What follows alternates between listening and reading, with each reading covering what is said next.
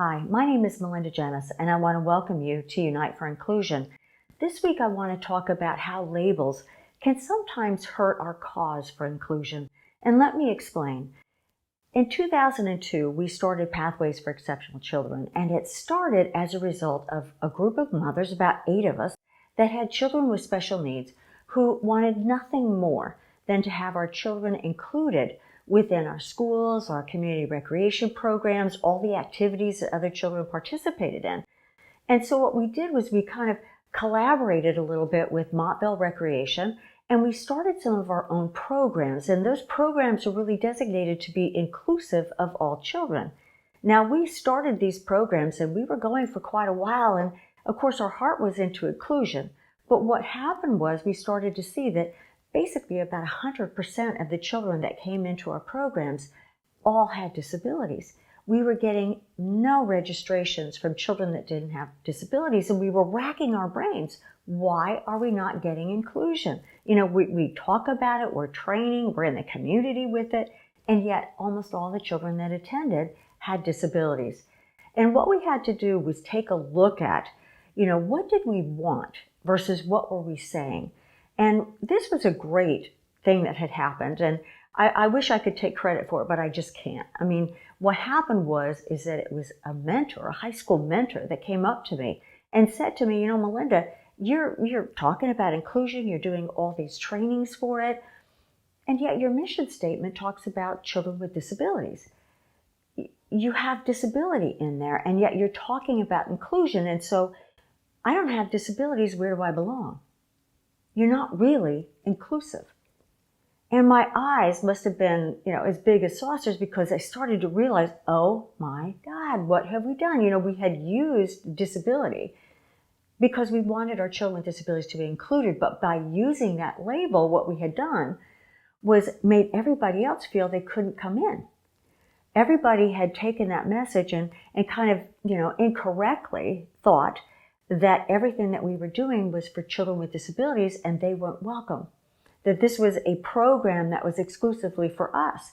And, we didn't want to give that messaging out to people. And so what we had to do was take what this mentor had challenged us on and kind of open up our eyes and say to ourselves, really, are we willing to change?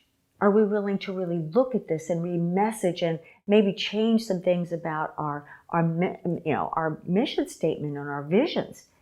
And so what we tried to do was kind of experiment with it. And we had to ask ourselves, are we willing to explore this and to see what happens? And so we started to change a little bit of our messaging, and we put in children of all abilities instead of children with disabilities.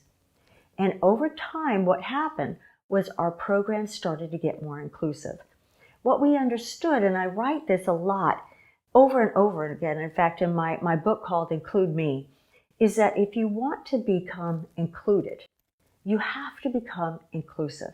And what we were doing by setting that label in some of our messaging was we were sending a very strong message to the community that this is for children with disabilities, even though we wanted it to be inclusive. And so when we changed it to children of all abilities, it was amazing to see that those barriers started to come down. And a lot of other children started to register. In fact, today, we have about 65 to 70% of the children that register for our programs are children without disabilities.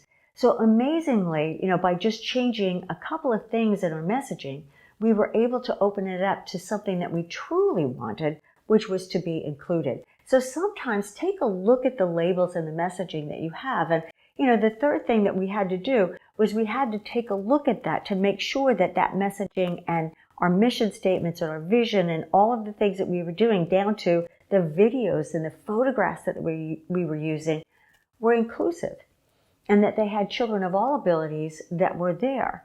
And what we did was we started to change all of that and started to evaluate all that. And over time, like I said, it had such an impact because we became more inclusive and we got rid of a lot of the labels that kind of segregated us from people. And we started to use inclusive language, and it helped us tremendously. So this week, take a look at the things within your organizations or the things within your schools or the things even within your families and some of the messaging that you're sending. Are you sending the message of your heart that you really want?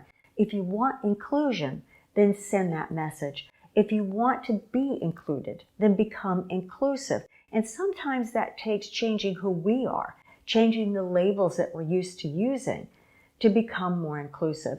So this week, share below some of the things that you've done or some of the things that you've learned that have helped you to kind of get to that cause for inclusion and to take down some of the barriers that sometimes we create for ourselves.